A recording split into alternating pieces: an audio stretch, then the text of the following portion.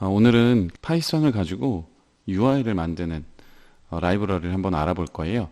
이 플루터 앱을 파이썬에서 할 수 있는 녀석인데 일단 이 녀석을 같이 오늘 한번 라이브 코딩처럼 다뤄보겠습니다.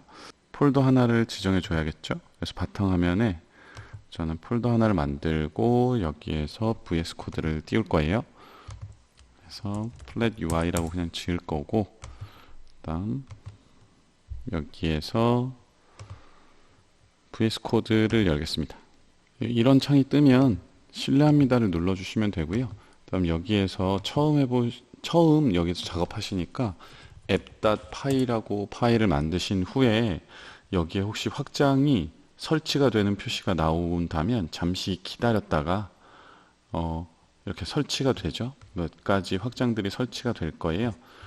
저는 여러 가지가 설치되어 있어서 그런데 여러분들은 설치가 끝나고 나면 그 다음부터 작업을 시작하시면 돼요. 설치가 완료되신 후에 여기에서 확장에 설치됨 혹은 다시 로드가 필요함이 뜨는지 확인해 보셔야 됩니다. 그래서 이 모든 게 다 끝났으면 보통은 파이썬 .py 파일이 있으면 여기 아래에 내 컴퓨터에 파이썬이 깔린 게 어떤 건지 이렇게 확인해 주는데요. 여기에서 보기에 명령 팔레트를 열게요. environment에서 파이썬 환경 만들기가 나와요. 그래서 여기에서 venv 환경을 쓰겠습니다. 그래서 9와 11 버전 두 가지의 버전이 있는데요. 저는 11 버전을 할 건데 사실은 3.9 버전 이상이면 아마 될 거예요.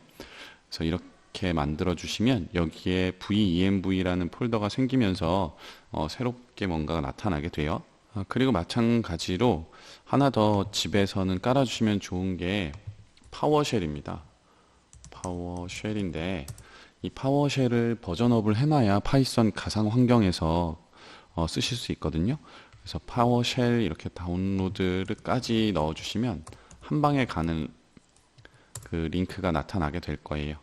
그래서 인스톨 파워쉘 나타나면 여기에서 여기에 있는 인스톨 MSI 패키지를 누르셔서 여기서 7.3.4 64비트 MSI를 설치해 주시면 돼요.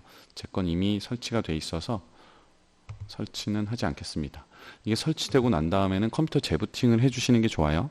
설치가 완료됐고 이제 여기에서 터미널, 새 터미널을 시작하면 이렇게 나옵니다. 그래서 파워쉘 버전업이 되어 있다면 여기가 이런 형태로 나타나게 돼요. 그래서 여기에서 pip install 플랫입니다. 그래서 먼저 플랫을 이렇게 설치해 주시면 되고요. 자, 이렇게 설치를 하셨으면 import flat as ft라고 부르겠습니다. 이렇게 ft라고 부른 다음에 이제 플랫에서 앱을 타겟 지정을 하면서 여기 함수 이름을 적어 주시는 게 보통이거든요. 여기서 플랫을 ft라고 해야 되죠. 플랫 앱의 타겟, 그 다음에 메인 함수를 만들겠습니다. 그럼 이제 메인 함수가 없기 때문에 이렇게 뜨는데요. 메인 함수를 지정할 텐데 메인이라고 한 다음에 이제 조금 버전업이 되면서 여기에 타입을 이렇게 지정할 수가 있어요. 그래서 타입을 지정해서 저장을 하겠습니다. 포매터 설치를 하고 그다음 이제 여기 터미널로 내려와서 이 터미널에서 flat run app.py 라고 해주시면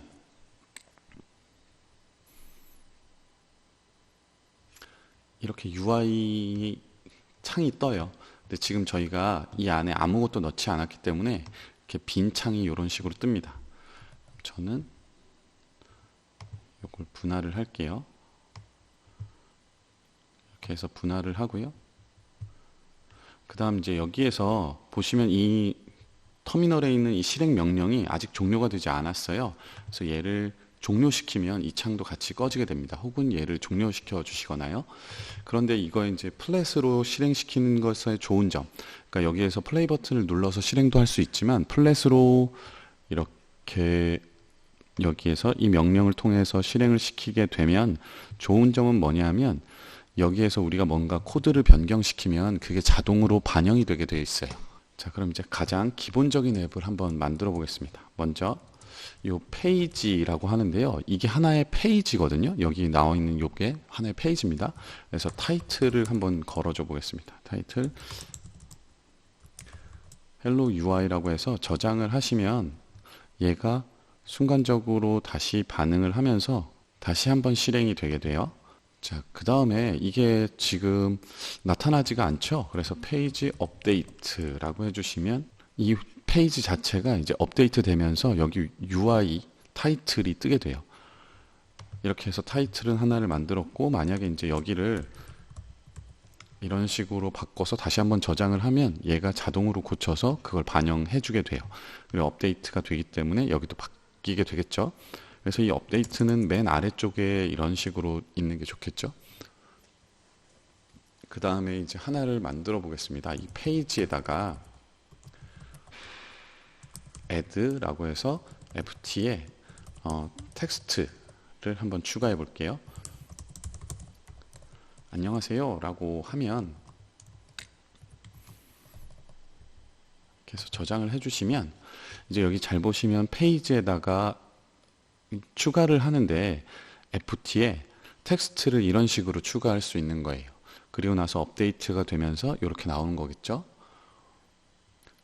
그래서 여기에 이렇게 붙어 있고, 그 다음 이제 버튼을 한번 추가해 보겠습니다. 그래서 페이지 add ft에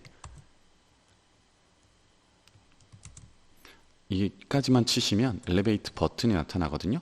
그래서 여기에 텍스트로 눌러봐라고 한번 넣어 볼게요.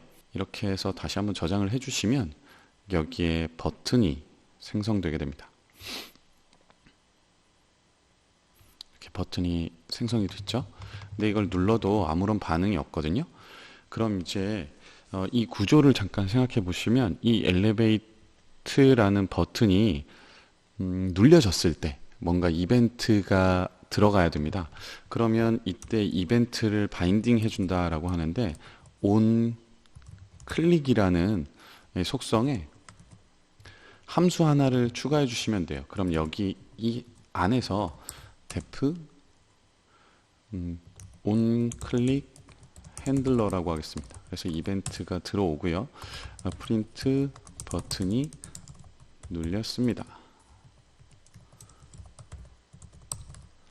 라고 해주면 여기에 버튼이 이제 눌렸을 때마다 이 이벤트가 들어가게 되는데, 이때 마찬가지로 이렇게 핸들러라고 해서 이 이벤트까지 이제 여기에 완전히 걸어주게 되면 이 버튼을 눌렀을 때 이 이벤트 값을 받아올 수 있게 되는 거예요. 자, 한번 눌러보겠습니다. 눌러보면 여기에 버튼이 눌렸습니다가 나타나게 되는 거죠. 이런 식으로 들어가게 됩니다. 자, 그러면 이제 여기 사이에다가 여기에 하나의 안녕하세요가 들어왔고, 보기 쉽게 버튼 전에 텍스트 필드 하나가 이런 식으로 추가되어 있고, 그 다음 여기에도 하나의 엘리먼트를 넣을 텐데요. ft에 텍스트 f라고 치시면 텍스트 필드가 있습니다. 그럼 여기에 이름을 입력하세요 라고 한번 쳐볼게요. 그럼 이름을 입력하세요가 됐고, 자, 여기에 이렇게 뜨게 됩니다. 근데 이게 조금 아쉬운 건 뭐냐면 이게 왜 그 에러가 났는지에 대한 정확한 설명이 나오지 않아요. 그래서 이게 조금 불편하긴 한데, 여기에 그러면 있을 수 있는 거 T를 눌러보면 여기에 텍스트에 관련된 게 나오고요. 그 다음에 사실 이 텍스트 필드니까 텍스트를 입력하는 곳이거든요. 그래서 보통은 여기에 들어가는 건 힌트 텍스트가 되는 거죠. 그래서 이름을 입력하세요 라고 넣으면 여기에 이런 식으로 텍스트를 넣을 수 있게 되고, 모든 걸 지우면 여기가 바뀌게 되는 거예요. 이런 식으로 떠 있고 여기를 눌러서 뭔가를 입력하면 여기가 이제 지워지는 거죠. 이런 게 바로 힌트 텍스트입니다. 자, 그럼 이제 생각해 봐야 될 게, 버튼을 눌렀을 때 여기에 있는 텍스트 값을 받아오고 싶어요. 그럼 이제 이건 어떻게 하느냐라고 하면 이 엘리먼트 안에 뭔가 값이 있을 거잖아요. 그럼 얘를 텍스트 필드라고 해놓고 이렇게 해놓은 다음에 텍스트 필드를 여기서 이렇게 말하는 거죠. 자, 그리고 나서 이제 이 안에서 이 텍스트 필드를 한번 불러볼까요? 텍스트 필드. 자, 이게 될지를 한번 생각해 보셔야 돼요. 자, 한번 생각해 보시죠. 텍스트 필드에 대한 정의는 여기서 내려졌어요. 그리고 함수는 여기 위쪽에서 정의됐거든요. 그러면 얘가 과연 이제 이 함수를 실행했을 때, 이 함수가 파이어 됐을 때 여기에 텍스트 필드를 값을 받아올 수 있느냐, 정의는 아래쪽에 돼 있지만 위에서 받아올 수 있느냐를 봐야 되는데, 자, 이런 식으로 넣고 일단 눌러보겠습니다. 누르면 여기에 텍스트 필드가 이런 식으로 나와요. 그런데 보세요. 텍스트 필드 안에서 얘가 지금 value의 값을 가지고 가죠. 그러면 여기에서 value라고 해서 다시 한번 이 텍스트 필드 안에 값만 한번 받아 보겠습니다. AAA라고 하고 눌렀을 때 여기에 이제 텍스트 필드의 value가 나타나게 되는 거죠. 되게 간단하죠?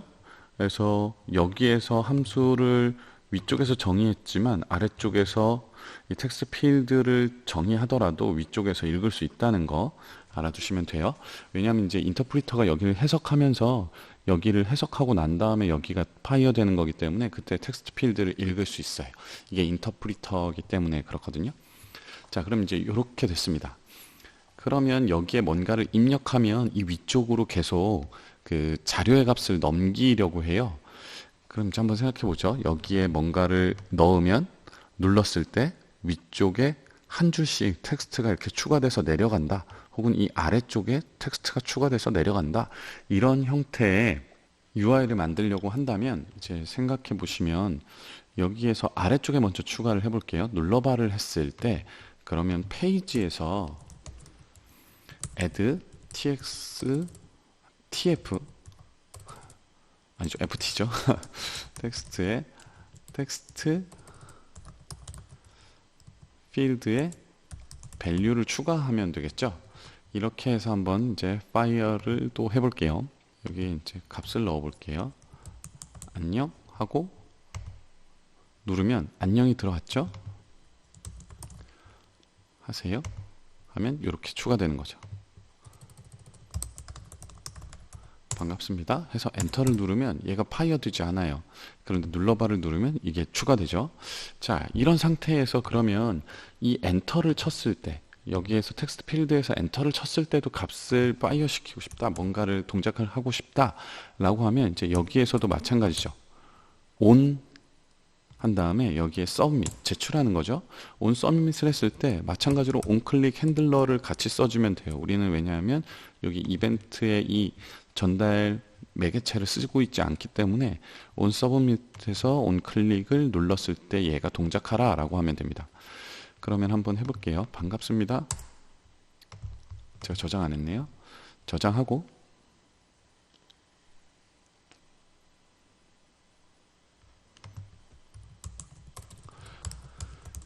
반갑습니다 라고 하면 이렇게 엔터가 되는 거죠. 그리고 나서 라고 하면 이런 식으로 나오는데 지금 이제 엔터를 쳤을 때의 문제는 뭐냐면 이게 이제 사라져야 되는데 사라지지 않고 가만히 있는 거죠. 그렇다면 여기에서 텍스트 필드의 밸류가 이쪽으로 넘어간 상태니까 텍스트 필드의 밸류를 다시 이런 식으로 초기화 시켜 주면 이제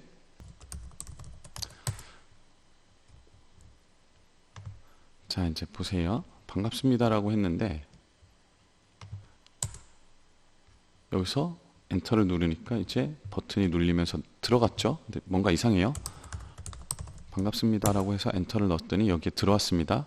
그리고 나서 눌러바를 누르는데 그때서야 없어져요. 그리고 1, 2, 3이라고 하면 여기에 1, 2, 3이 생깁니다. 자, 이제 잘 보시면 여기에 빈 곳이 보여요. 그쵸? 여기에 빈 곳이 나타났습니다.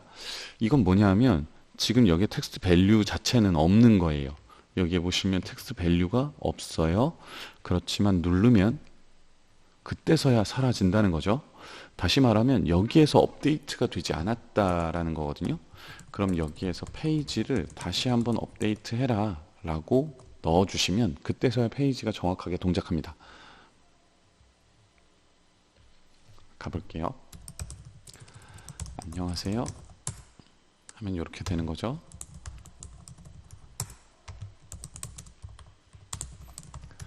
이런 식으로요. 이렇게 들어가게 되겠죠. 자, 그럼 이번에는 이제 이 위쪽으로 넣어보고 싶어요. 얘가 점점 아래로 내려가고 이 위쪽으로 들어가게 하고 싶은데, 자, 그러면 이제 여기 위쪽에서 뭔가가 들어가야겠죠? 그런데 여기 위쪽을 우리가 지정할 수가 없어요. 왜냐하면 페이지 애드로 계속 넣었기 때문에. 그럼 여기에 뭔가 이 텍스트를 감쌀 객체 하나를 넣어주면 되겠죠. 그럼 페이지 애드에서 한번 보세요. 안녕하세요가 들어있고, 그 다음에 여기에 페이지에 애드를 하면서 뭔가를 넣어주면 되는데, 이때 여러 가지를 넣을 수 있지만 ft에 row라고 해서 row를 이런 식으로 만들고 row를 한번 추가해 볼게요.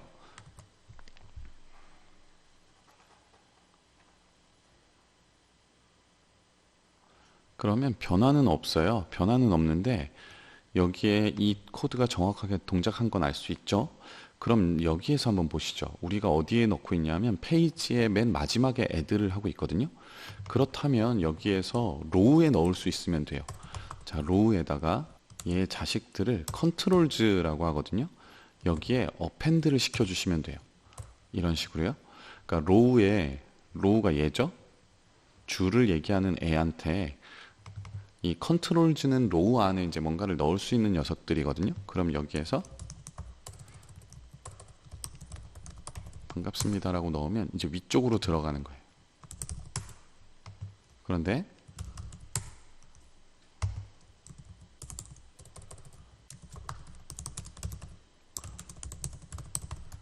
로우는 가로로 들어가는 거죠. 그럼 이제 여기를 한번 바꿔 보겠습니다. 콜도 있거든요. tf에 컬럼입니다. 그럼 얘를 컬럼도 넣어 볼게요. 페이지 add 컬을 넣고 여기서 마찬가지겠죠. 로우로 넣을 수도 있고 여기에 컬에다가도 넣을 수 있을 거예요. 컨트롤 어펜드에 텍스트 필드의 밸류를 그대로 넣겠습니다.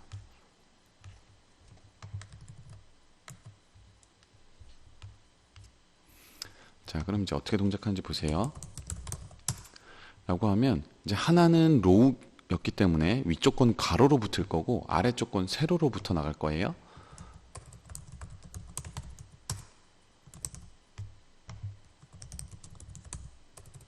네.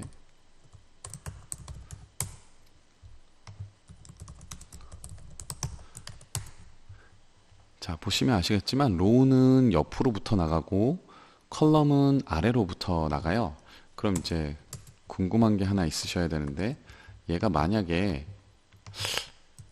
너무 길게 써서 나가면 어떻게 되느냐 라고 하면 저 위쪽이 이런 식으로 나가게 되는 거죠.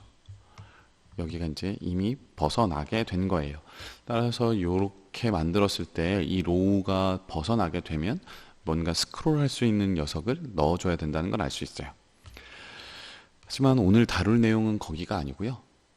요 정도 UI를 이렇게 만들어 봤습니다.